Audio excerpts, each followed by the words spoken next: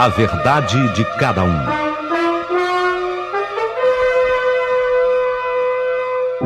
Olha, eu acho que você não é diferente de mim nesse tocante. A gente sente quando tudo começa a dar errado. É aquele momento da minha vida. Aconteceu comigo. Eu refletia exatamente isso naquele instante.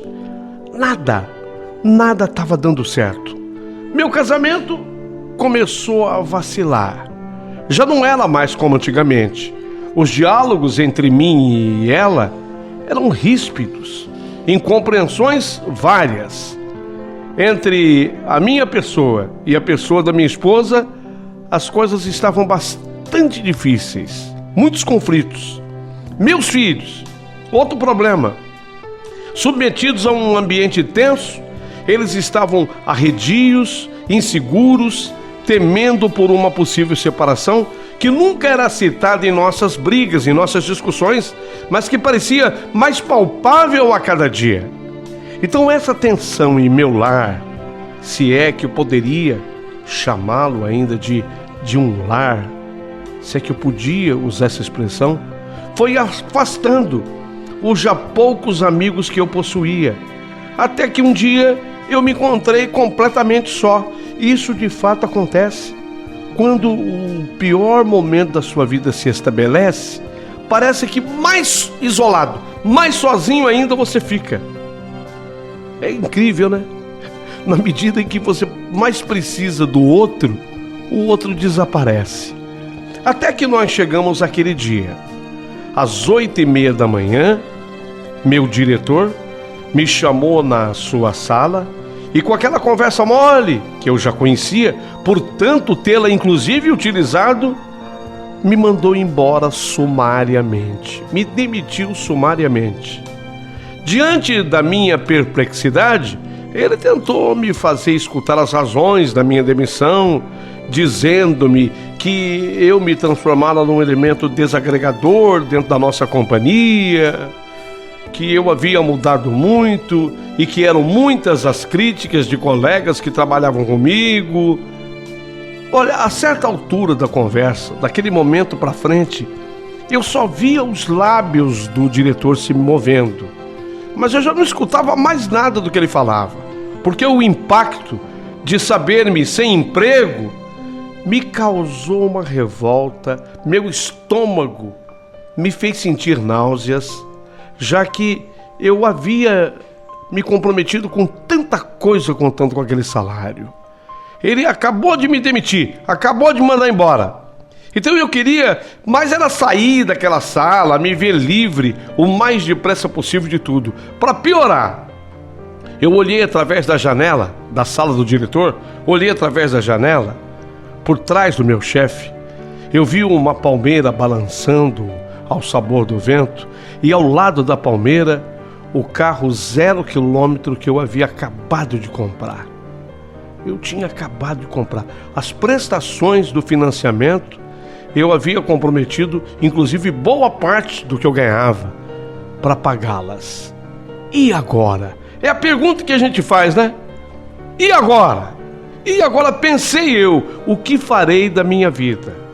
Beirando os 50 anos, não é exatamente uma idade fácil para se conseguir um novo emprego.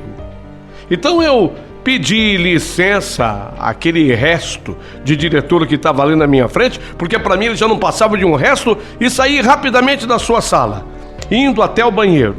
Uma tremedeira incontrolável e uma tontura se apossou de mim.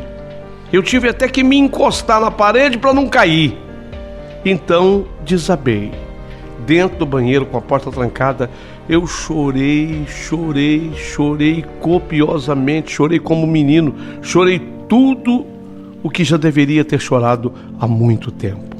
Chorei o fato de estar perdendo a minha mulher, porque meu casamento estava no fim. Chorei o fato de estar perdendo a minha esposa, a quem eu amava desesperadamente, diga-se de passagem. Chorei pelos meus filhos, que aos poucos se afastavam de mim, tornando-se cada dia mais distantes, e chorei por não haver um único amigo a quem eu pudesse de fato confiar. Sabe aquele amigo, se dissesse assim, esse aqui eu confio, para esse aqui eu vou me abrir, esse aqui vai me ajudar. Eu olhei para o hall dos amigos, entre aspas, a quem eu pudesse recorrer. Não tinha ninguém. Eram amigos, entre aspas, mas muito superficiais. Então naquele momento eu me vi isolado, sozinho, completamente só. Um turbilhão desalinhava meus pensamentos e eu não conseguia estabilizar uma linha que fosse coerente de raciocínio, que me permitisse racionalizar, pensar de maneira racionalizada em tudo. A situação era crítica e eu não conseguia estabelecer uma estratégia de ação. Sabe quando você não está encontrando uma saída? No popular era isso. Eu não estava encontrando uma saída. Eu só via o desespero do fantasma do desemprego, via o fantasma das dívidas, da desagregação final de uma família, do meu nome sujo na praça, do carro sendo apreendido, do meu carro sendo devolvido. Essas humilhações todas que nós, seres humanos, nós lutamos a vida inteira para não passar por elas, mas acabamos sujeitos a elas. Eu não sei por quanto tempo eu fiquei naquele banheiro, trancado naquele banheiro, mas o que eu vi no grande espelho, enquanto eu lavava o rosto para tentar me recompor, voltar para minha sala, aquilo que eu vi me causou mais desânimo ainda. Sabe o que eu vi no espelho do banheiro? Eu vi o rosto inchado de um homem, olhos ejetados, semblantes desesperados, bochechas trêmulas, cabelo desgrenhado. Aquilo era um retrato do fracasso. Eu olhando para mim diante do espelho, eu era o próprio retrato do fracasso. Eu me sentia absolutamente perdido. Meu amor próprio fora-se, acabara. Jamais pensei que eu passaria por isso um dia. Quando eu atravessei a sala em direção à minha mesa de trabalho para apanhar as minhas coisas, aí eu senti os olhares postos em mim. Nenhum dos meus subordinados, nenhum dos meus pares saiu dos seus lugares e veio me oferecer o ombro amigo, o apoio. Ninguém veio me dar aquele abraço fraterno, de solidariedade. Ninguém, absolutamente ninguém. Compreendi que eu estava sozinho mesmo, completamente só mesmo. A possibilidade de eu ser odiado nunca tinha me ocorrido, mas agora eu achava isso perfeitamente possível. Eu era odiado. Como chefe do meu departamento, meu jeitão de agir era com energia. Admito, eu era enérgico, mas eu não acreditava ser uma pessoa injusta. Eu sempre tive um senso de justiça extremamente apurado. Entretanto, eu podia sentir um certo alívio no semblante das pessoas ao meu redor. As pessoas espiavam para mim, mas sem a solidariedade, e nos olhos delas estavam escritos: ufa, a gente se livrou. Sabe? Quando olham para você, ufa, tá bem que tá indo embora. Ufa, a gente se livrou. O turbilhão que me envolvia não me permitiu ver muito mais. Quando eu cheguei ao meu carro, estacionado sobre a palmeira, eu notei que meu diretor me observava de maneira sorrateira através das persianas, lá da sala dele. Já que ele estava me olhando, eu ainda levantei o polegar, fazendo-lhe um sinal de positivo. Foi um blefe da minha parte. Blefei. Era quase infantil da minha parte. Mas foi uma espécie até de vingança que eu encontrei para desmascarar a sua presença ali, para que ele se afastasse da janela, para que ele não ficasse rindo por dentro do meu fracasso, porque solidariedade, com certeza, ele não tinha nenhuma. Pensei comigo nessa hora: nunca mais, diretor, nunca mais eu hei de pisar na sua sala. Tá ouvindo? Falei para eu escutar. Nunca mais, diretor, nunca mais. Quando eu ia entrar no carro, Caio se insurgiu atrás de mim. Meu Deus, eu tinha me esquecido totalmente do Caio. Ele era um jovem brilhante, um engenheiro que eu havia admitido na empresa. Tinha 5 dias só que ele estava trabalhando na empresa e eu o admiti. Pouco experiente engenheiro, mas muito bom profissional. Eu tinha certeza absoluta de que ele seria um grande profissional na área. Caio, ele era casado havia 3 anos e tinha 2 meninas gêmeas. Ele amargou o desemprego desde que se casara e ficou tão feliz com a oportunidade que eu lhe arranjei. Ele, em agradecimento, ele mandou para minha casa uma cesta com bons vinhos, champanhe e queijos. E como eu não tinha dinheiro para isso, ele pegou o dinheiro. Ele não tinha dinheiro para fazer isso, para me mandar esses presentes. Eu soube, ele pegou o dinheiro emprestado com o sogro. Isso tudo eu soube depois. E o fez para me agradar, para me agradecer. Então, esse era o Caio. Mas agora o Caio, ele estava ali, eu já dentro do carro, pronto para dar partida de sair. O Caio apareceu para me abordar. Elvio, puxa. Desculpe, eu corri para não deixar você sair. Eu tô até esbaforido. Eu corri. Elvio, perdão.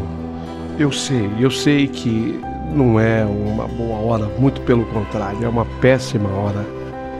Mas você não sabe, Elvio, o quanto meu coração é grato a você pela oportunidade de ouro que eu recebi das suas mãos aqui nessa empresa. Olha, muito obrigado por tudo. Você, além de ser um grande profissional, você é um tremendo de um ser humano. E eu tenho certeza a mais absoluta do mundo de que Deus vai retribuir o seu lado humano, a sua bondade. Deus vai te abrir outras portas, viu, Elvio? Pode ter certeza, você merece. Muito, muito, muito, muito obrigado. Gratidão, gratidão, gratidão. Nossa, de repente, era o que eu precisava ouvir, sabe? Eu estava tão destruído, eu estava tão arrasado, que eu precisava ouvir algo parecido. Então, eu saí do carro, como era educado fazer, fiquei de pé, abracei o Caio.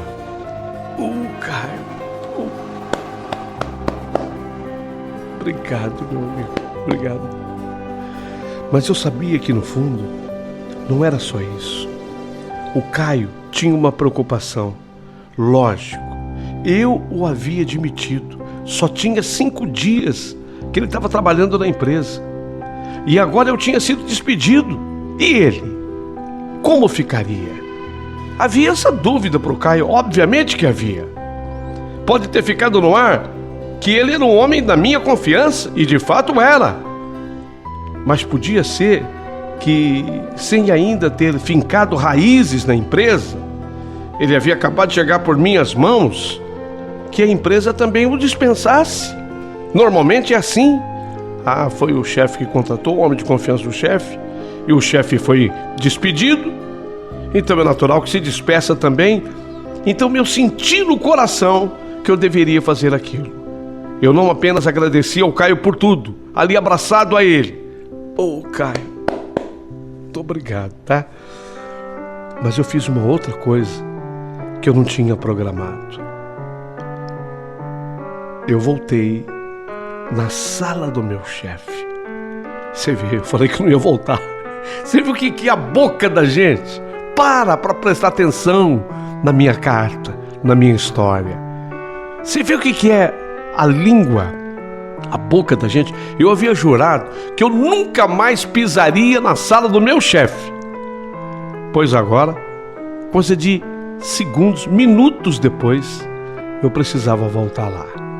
Voltei lá na sala do meu chefe e pedi para ele que, com relação ao Caio, que eu havia contratado, que ele não se precipitasse em nenhuma decisão, que desse ao rapaz uma oportunidade e que, principalmente, prestasse atenção no talento dele como engenheiro.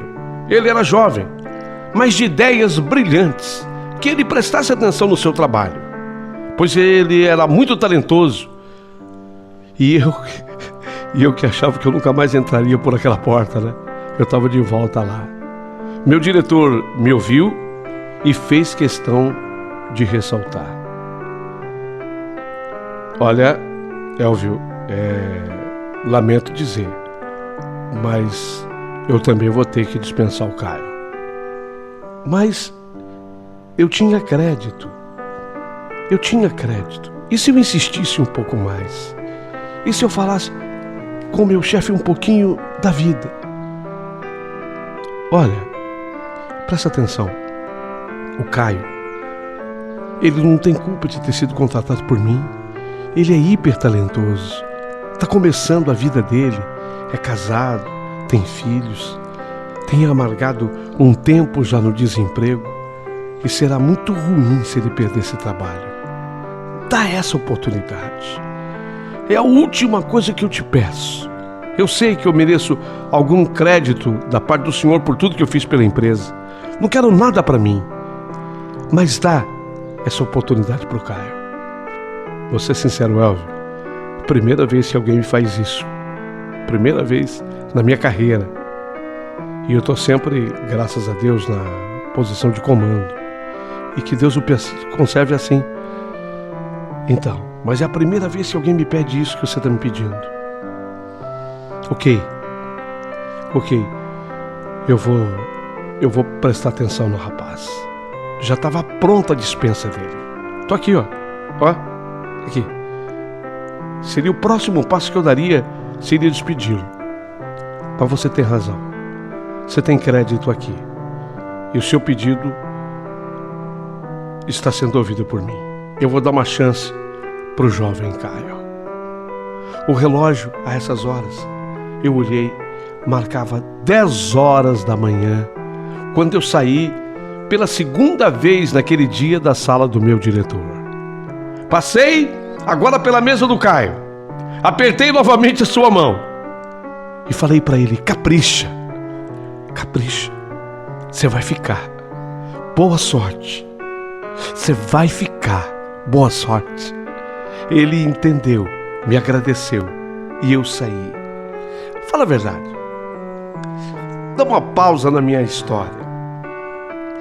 Eu gosto que as pessoas prestem atenção nas entrelinhas de cada carta. Incrível essa vida. Incrível, né? Como às vezes, no pior momento da sua vida, Deus lhe dá a oportunidade de fazer alguma coisa grandiosa. Não é verdade? Eu não sei se com você já aconteceu algo parecido. Pois comigo foi exatamente assim.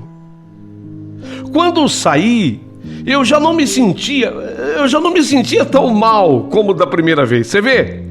Era a segunda vez que eu estava saindo daquele dia da empresa, só que desta vez eu já não saía tão mal, só por ter feito o que eu havia feito. Quase nada, em verdade, né? Fiz um pedido para o meu ex-diretor, mas eu já me sentia melhor. Entrei no meu carro que eu tinha certeza que eu ia perder, não ia conseguir pagar, 0 carro, ainda com aquele cheirinho de novo. E saí com ele sem rumo.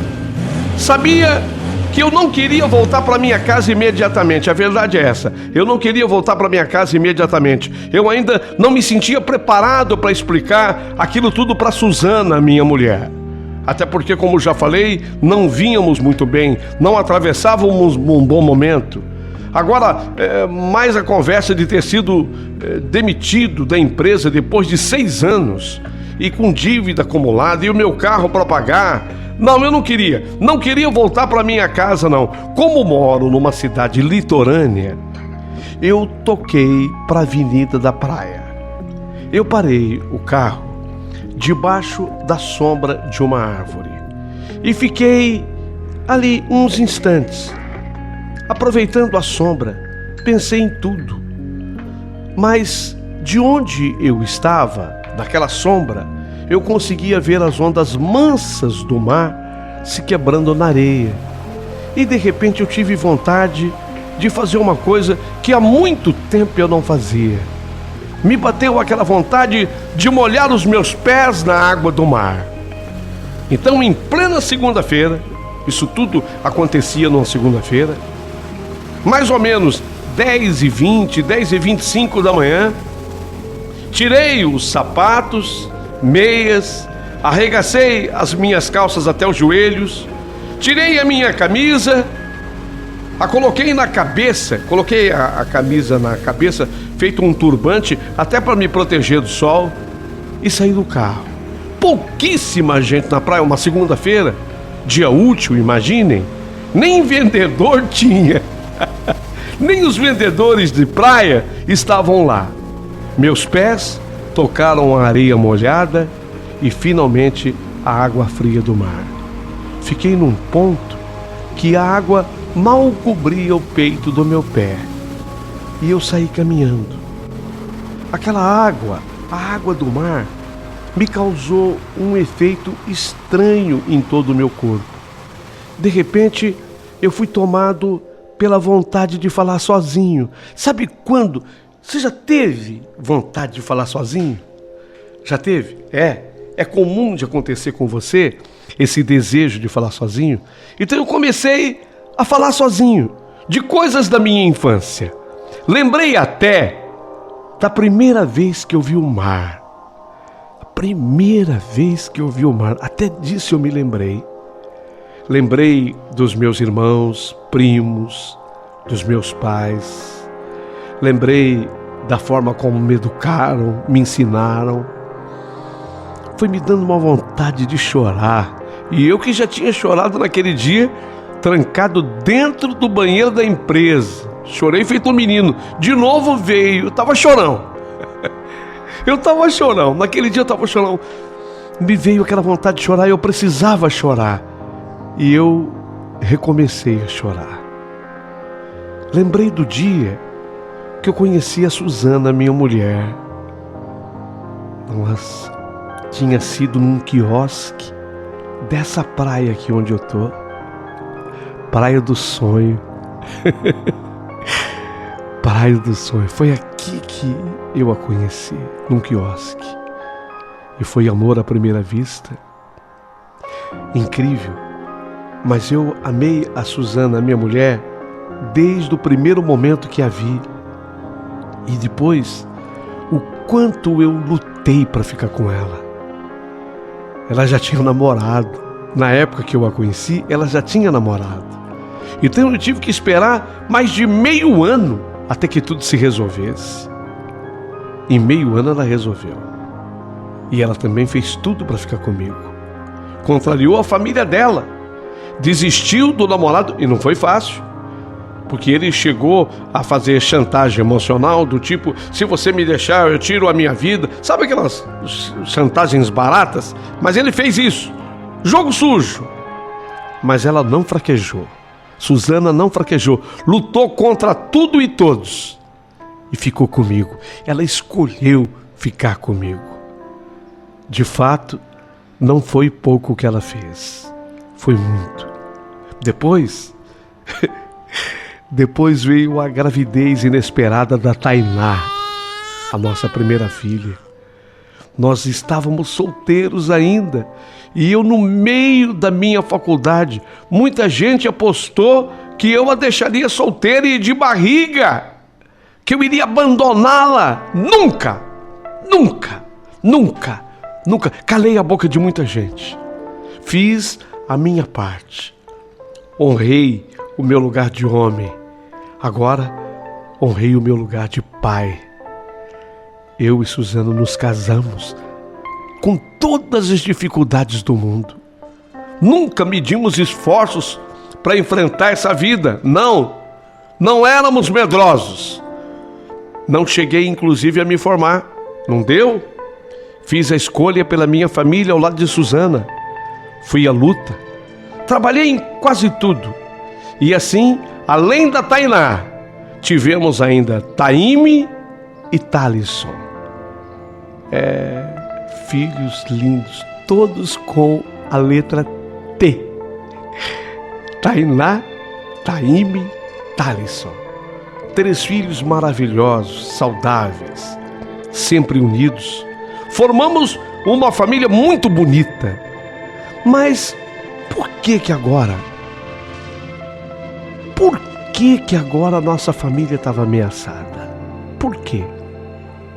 Suzana, com uma sócia, resolveu abrir uma bomboniere. O negócio estava indo muito bem, mas Euzi, a sua sócia, é mulher muito liberal, é separada. Euzi teve vários namorados e eu cismei. É coisa do macho, da educação machista que nós recebemos. Euzi vai fazer a cabeça da minha mulher. E para piorar, ela ganhando o seu próprio dinheiro, a Suzana vai mudar comigo. E ela mudou. E ela mudou mesmo. Não aceita mais tudo que eu falo. Agora me questiona, discute comigo. Às vezes a discussão fica ríspida demais. Ela me chamou outro dia de troglodita, de ultrapassado. E me doeu muito quando ela me chamou de acomodado. Eu já sei da opinião dela. Desde que nós nos conhecemos, ela sempre repetiu: a pior coisa num homem é quando esse homem se acomoda. A pior coisa que pode existir num homem é quando esse homem se acomoda. E ela me chamou de acomodado. Ou seja, ela está vendo o pior em mim. A última briga entre mim e a Suzana foi porque a sócia, a Euzi, a convidou para passar uns dias com ela na casa de seus pais em Recife. E Suzana aceitou. Pergunto, será que isso está certo? Será que isso está certo? Meu casamento está abalado. Meu casamento já não é mais o mesmo. Enquanto isso, a caminhada pela praia continuava. E eu falando sozinho. Tudo isso que eu estou comunicando para você nessa história, que você atentamente está acompanhando, está ouvindo, tudo isso eu falava em voz alta na praia. Não havia ninguém, só eu, caminhando pela areia molhada da praia. Mas veja o que aconteceu. De repente eu me distraí e não vi aquela onda mais forte. O mar sempre surpreende. E de repente a onda bateu em mim com força. E bateu até de maneira violenta. Tanto que eu desequilibrei e afundei com a cabeça e tudo. A minha camisa, que estava amarrada na cabeça para me proteger do sol, se soltou. E creia, a camisa sumiu na água. A camisa sumiu na água. Olha que coisa. Isso tudo aconteceu comigo no momento em que eu estava caminhando pela praia. No momento em que eu andava pela praia. Eu fui engolido por uma onda mais forte. Caí na água. Aí eu comecei a me bater. A me desesperar. Comecei a me engasgar com a água. E aquela correnteza do mar contrária, você sabe que o mar te empurra do profundo para a praia, mas tem uma volta, tem um repuxo do mar que vem da praia para o mar. Eu estou falando dessa correnteza. Aquela correnteza que vem da praia para o mar veio forte. E ela começou a me puxar. Ia me puxar para o fundo da água. E eu me engasgando com a água do mar. Aquele arrasto veio forte, era forte. E eu não podia me entregar. Porque fazer isso, se eu me entregasse, poderia representar o meu fim. E veio aquele pensamento: não quero morrer. Não quero morrer, eu quero viver. Eu tenho que lutar. Senhor Deus, me dê forças. Me dê forças, eu preciso de força para sair dessa. Aquele repuxo da água para o mar.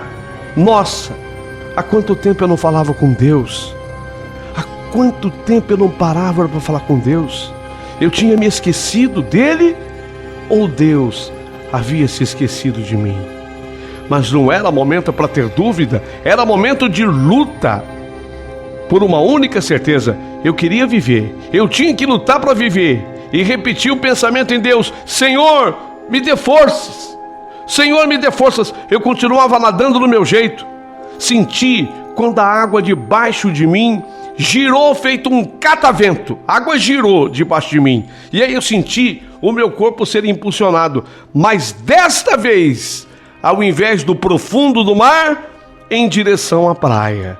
E mais uma onda fez isso ajudando. Eu que nadava do meu jeito.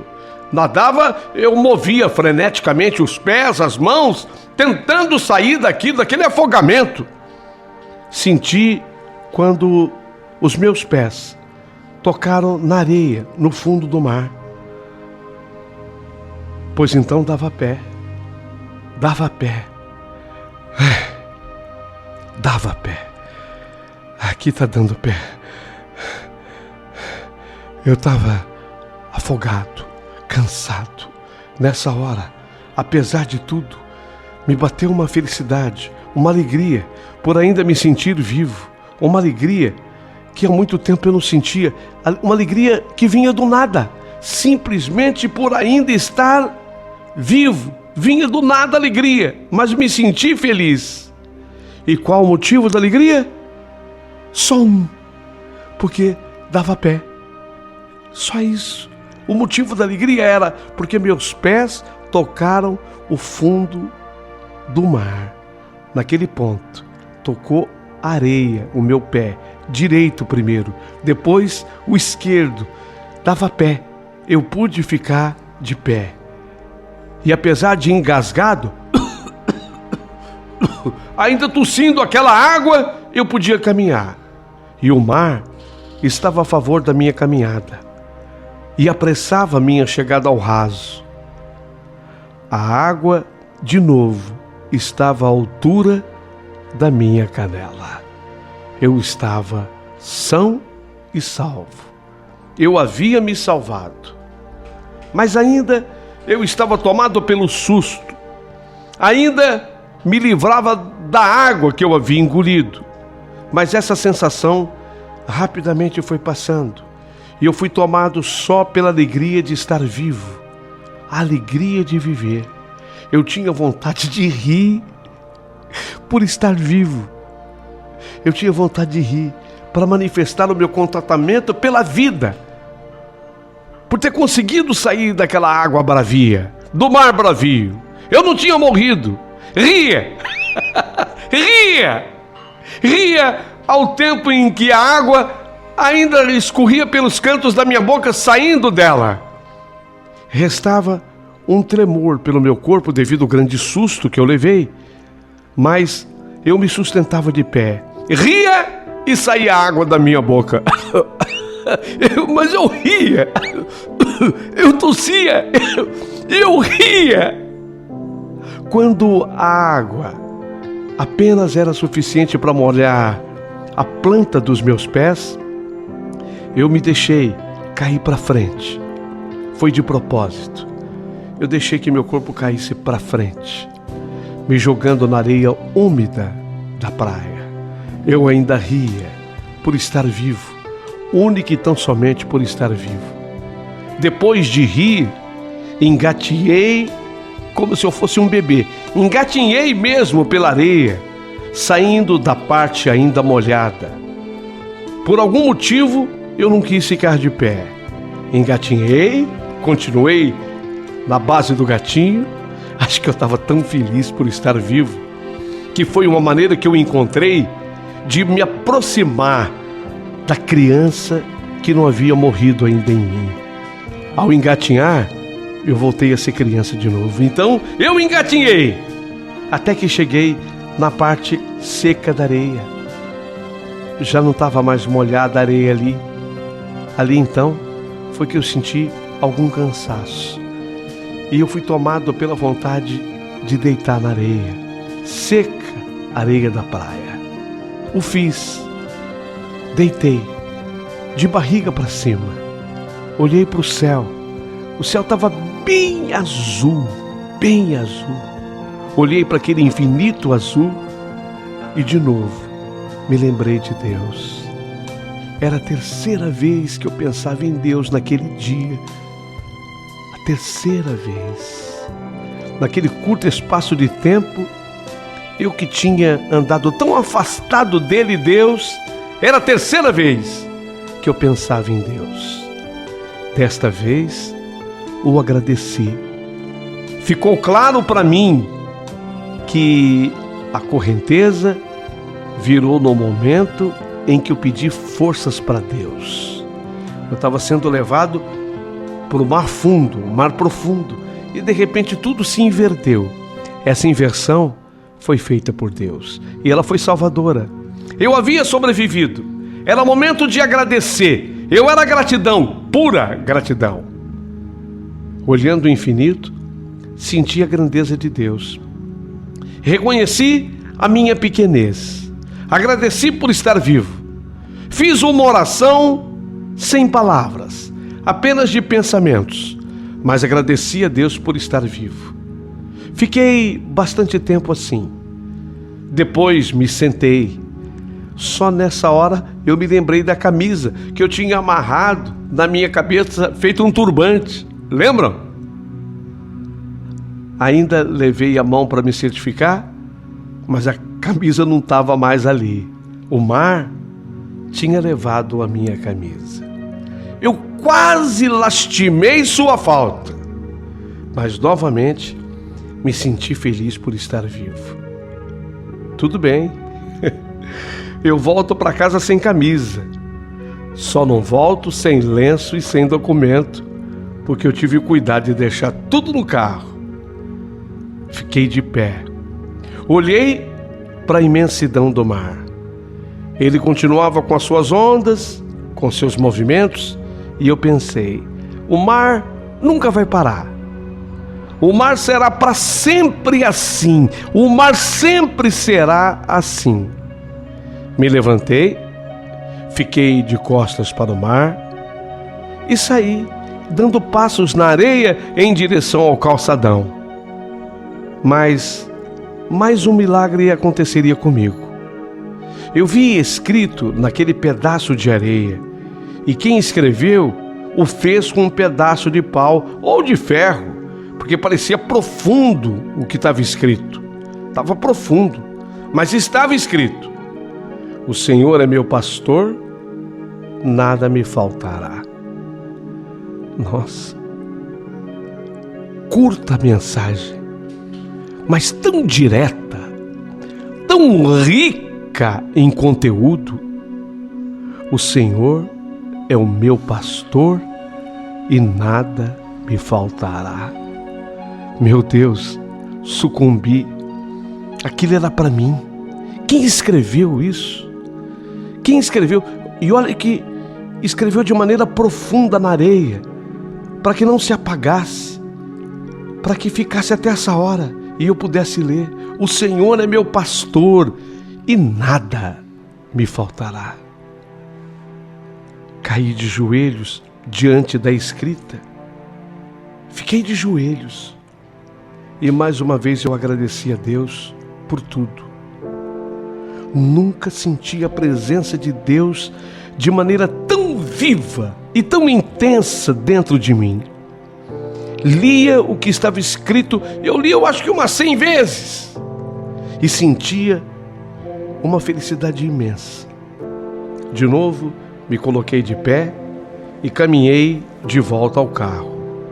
Enquanto eu caminhava, eu fiz uma coisa que eu jamais imaginei fazer na minha vida.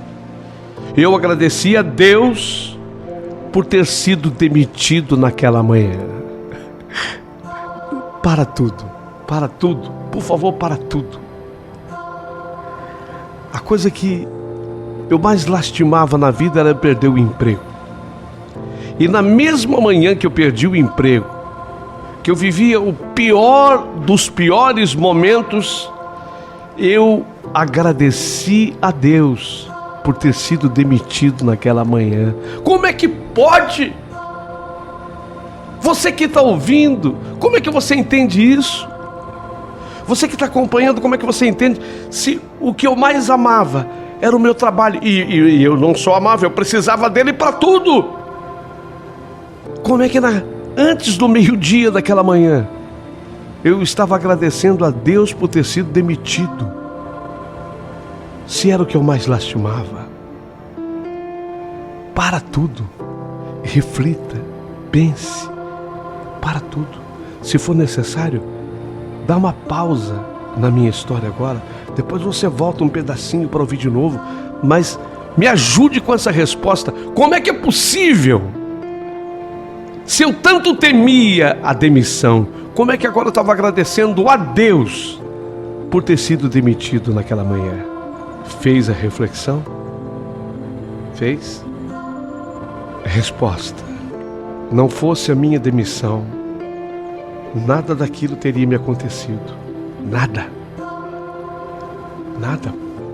teria acontecido daquilo tudo que me aconteceu. Antes de entrar no carro, dei um tempo para que a minha calça desse uma secada. Muita gente que passava por mim ficava admirada de me ver com aquela calça social toda molhada, eu sem camisa. Mas eu era um homem completamente diferente de quando cheguei. Não havia mais carranca em mim. Eu sentia meu semblante leve.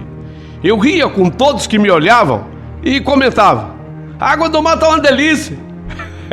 Não aguentei de vontade e entrei no mar. Entra você também.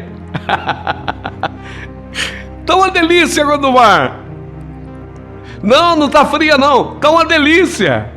Teve até uma senhora que comentou: você que é feliz, hein?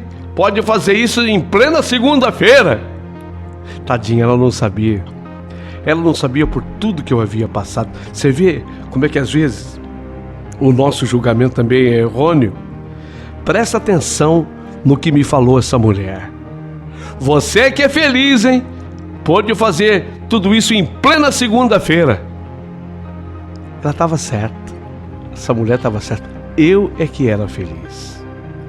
Quando a calça estava apenas úmida, entrei no carro, dei partida e saí.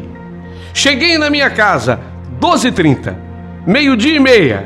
Meus filhos se preparavam para ir para a escola. Iriam de ônibus, mas ficariam inicialmente assustados comigo.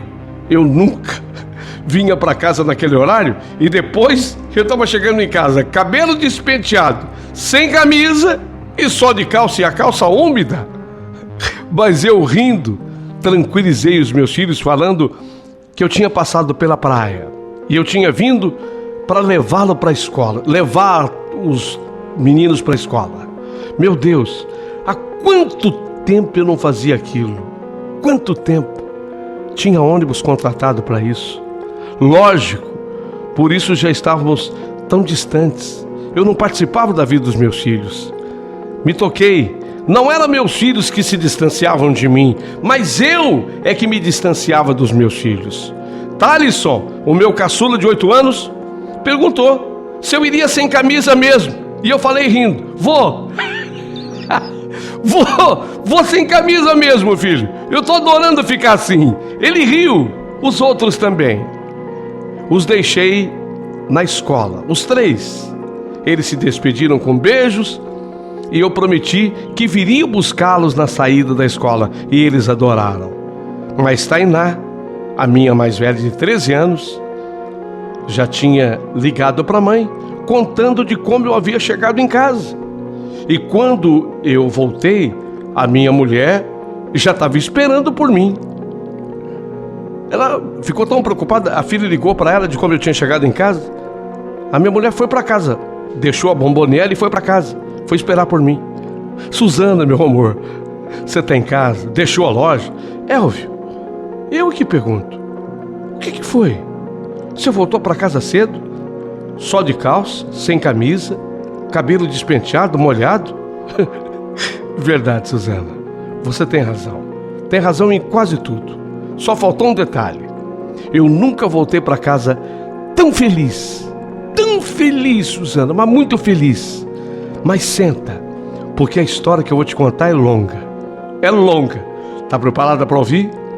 E eu contei para ela todos os detalhes de como tudo tinha acontecido. No final, os dois, eu e a Suzana, nós estávamos chorando. A emoção tomou conta de mim e tomou conta dela. E o mais importante, eu disse a ela que eu queria uma nova oportunidade para salvar o nosso casamento. Pois eu estava repetindo uma frase que há muito tempo eu não pronunciava. Ou pelo menos eu não dizia essa frase com tanta verdade que agora eu repetia. Suzana, eu te amo. Desde a primeira vez naquele quiosque da Praia do Sonho, foi lá que eu estive. Ainda vi o quiosque, tá bem mudado, bem transformado, mas foi lá que eu te vi pela primeira vez. E quando eu te vi pela primeira vez eu me apaixonei. E quer saber, se mudou alguma coisa naquele amor, ele apenas cresceu. Você é a mulher da minha vida. Olha nos meus olhos. Suzana, eu te amo. De verdade, eu te amo. Depois de dizer a frase, nesse dia, aconteceu algo que também não acontecia entre nós dois há muito tempo. Há muito tempo nós não nos beijávamos. Verdade. Nossa, gozado. Que coincidência o amor. A gente nunca mais se beijou. Apenas mudando um pouco a música do Cazuza. Que coincidência o amor. A gente nunca mais se beijou. E a gente se beijou de uma forma tão densa, real, verdadeira. Há quanto tempo eu não beijava minha mulher assim? Era aquele o recomeço de tudo. Mas como você sabe, nada é mágico. O caminho teve que ser percorrido. Com o dinheiro do acerto de 6 anos de trabalho na firma, me permiti ficar em casa. Um tempo, fiquei curtindo meus filhos, enquanto a minha mulher, ela ia para a Bomboniere. Comecei a buscar receitas na internet. E num velho caderno de minha sogra, eu também encontrei muitos segredos da cozinha. E eu comecei a cozinhar. Comecei a cozinhar. O que eu jamais havia feito na minha vida, eu nunca tinha cozinhado. Não vi mais problemas em minha mulher fazer a viagem com a sócia dela, Elzi, para Recife. Mas que coisa, ela própria desistiu. Quando eu falei, não, tudo bem, pode ir para Recife, numa boa, porque eu estava numa boa mesmo. Aí a Suzana desistiu, não quis ir mais, alegando que a Bomboniere não podia ficar sozinha, iam as duas. Eu até me ofereci para ficar na Bomboniere, mas ela não quis mesmo viajar. Quase um ano depois do desemprego, eu comecei a pegar uns serviços extras. Quando achava que o ganho era pequeno, que merecia ganhar mais, eu me lembrava do trecho do salmo escrito na areia da praia. O Senhor é meu pastor e nada me faltará. Repita comigo, você que está ouvindo, por favor. Mas não repita da boca para fora, não. Você que está ouvindo, repita comigo agora. Mas com fé. Vamos juntos? Vamos fazer esse exercício agora com fé. Ó, o Senhor é meu pastor e nada me faltará. E dentro de mim tudo mudava. Acreditava piamente nisso. Houve uma transformação em minha vida. A ligação entre mim e meus filhos foi se tornando cada vez mais estreita. A minha mulher voltou a me admirar pelo homem que agora eu podia ser. Passei a viver o melhor momento da minha vida familiar, tanto no relacionamento com os meus filhos e principalmente no entrosamento com a minha mulher. Passei a cozinhar tão bem.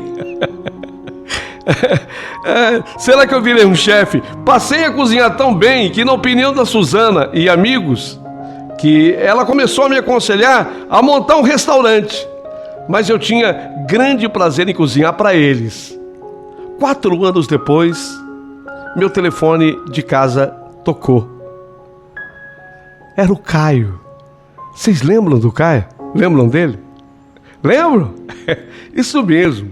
O Caio é aquele engenheiro que eu havia empregado na firma, que só estava há 5 dias na empresa quando eu fui demitido. Isso, aquele com quem eu me preocupei, porque o chefe iria demiti-lo também com a minha demissão. Lembram dele? O Caio. Ele queria almoçar comigo. Aceitei, mas o surpreendi. O almoço seria na minha casa e preparado por mim. E naquela quinta-feira, ele veio saborear o meu risoto a 4 queijos. Ainda com um filezinho mignon acompanhando. Segundo o próprio Caio, estava uma delícia.